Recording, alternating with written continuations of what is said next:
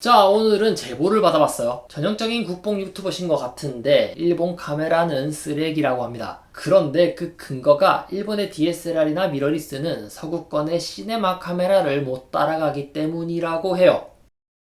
정말이지 아무것도 모르는 소리죠. 일단 사진용 카메라와 시네마 카메라를 비교하는 게 말이 안 됩니다. 이런 어그로에 끌리긴 싫은데 사진용 컨슈머 카메라와 시네마 카메라는 뭐가 다른 건지도 좋은 컨텐츠가 될 것 같아서 만들어 봤습니다. 일단 시네마 카메라는 거는 뭘까요? 폭넓은 DR을 가지고 4K나 8K 같은 높은 해상도를 가져야 하고요. 로우 영상과 같이 아주 높은 비트레이트로 아주 오랜 시간 동안 녹화할 수 있어야 합니다. 이때 가장 큰 문제점이 뭘까요?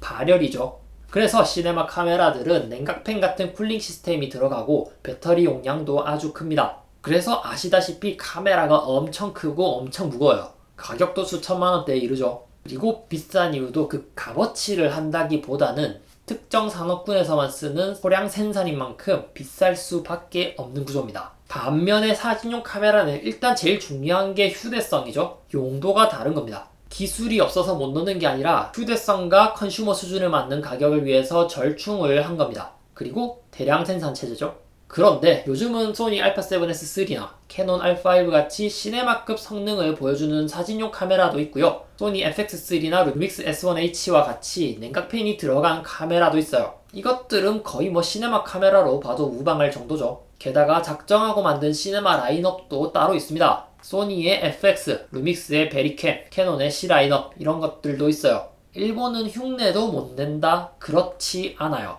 그렇다면 그럼에도 왜 RE 레드가 점유율이 높은가? 현재 영화시장에서 압도적인 점유율을 가진 게 RE와 레드긴 합니다. 아마 가장 큰 이유는 바디 성능이 특별히 성능적으로 우위에 있다기보다는 바디 외의 액세서리나 장비들이 영화에 잘 맞춰져 있어요. 짐벌이나 조명, 그리고 영화용 특수 장비들을 잘 만들어요. 그리고 그만큼 역사도 오래됐고 경험도 많을 겁니다. 그래서 카메라 제조업체이기도 하지만 솔루션 업체이기도 합니다. B2B 회사인 만큼 실제 현장에서 필요한 것들을 커뮤니케이션 하면서 솔루션도 가능하고요. 규모가 크고 필요하다면 맞춤 생산도 가능하겠죠. 그리고 영화 산업 자체가 보수적인 것도 있을 겁니다. 사진은 대부분 1인 작가고 카메라는 개인 작가 소유인 경우가 많기 때문에 마음에 안 들면은 언제든지 바꿀 수 있어요. 그치만 영화는 여러 대의 카메라가 팀으로 움직이고 프로덕션이라는 소속이 있죠. 그런 프로덕션에서 이때까지 쓰던 거를 중간에 바꾼다? 쉽지 않을 거예요. 거기다가 시네마 카메라가 아무리 비싸다 한들 하루 영화 촬영하는데 들어가는 배우 출연비, 스텝 인건비, 경비들을 생각하면은 큰 돈이 아니에요. 괜히 카메라 바꿨다가 재촬영하는 사태가 일어나느니 늘 써오던 거, 업계에서 제일 많이 쓰는 거, 모르면 쉽게 물어볼 수 있는 거, 쉽게 렌탈할 수 있는 카메라를 쓰려고 하는 것 같습니다.